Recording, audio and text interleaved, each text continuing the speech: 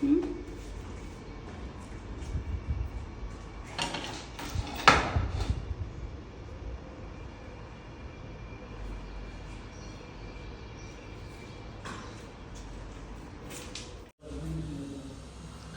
ছেলে নতুন বাসায় এসে ঘুম দিয়েছে, এখন কোথায় শোয়াবো? তো এই যে বেড, কোনো রকম বেডের মধ্যে শুয়ে দিলাম।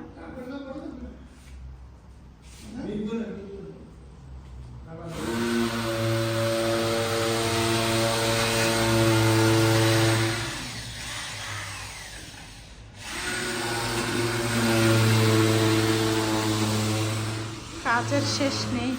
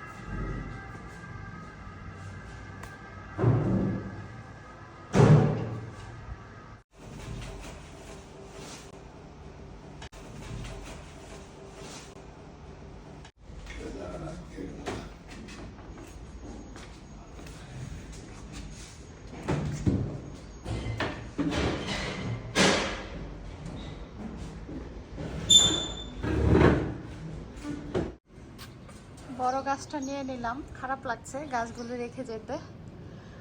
আর এই তো এগুলো আছে,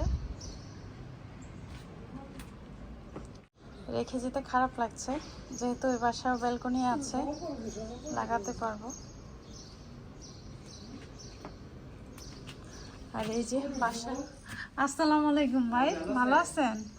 দেখেন বাসার কি অবস্থা। এই যে অনন্ত ভাই আয়া পড়ছে, বাসা ঠিক করে আসবো।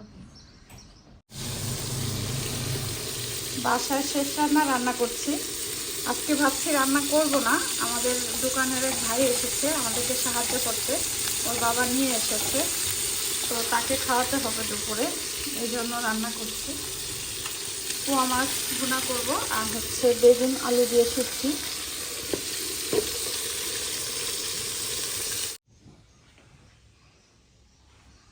ছেলে খুব কোথায় যায় ঘুমাইতেছে।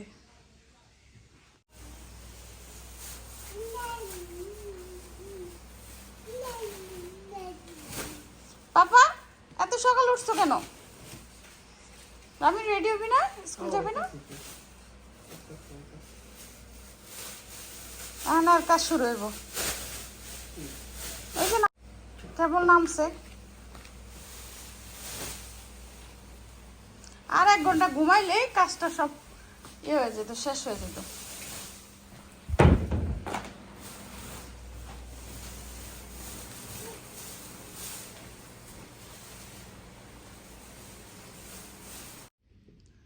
এই তো ঘর পুরো খালি হয়ে গেছে, আমাদের যে কটা জিনিস ছিল আমরা নিয়ে গেছি, আর এই যে অল্প কিছু বাকি আছে।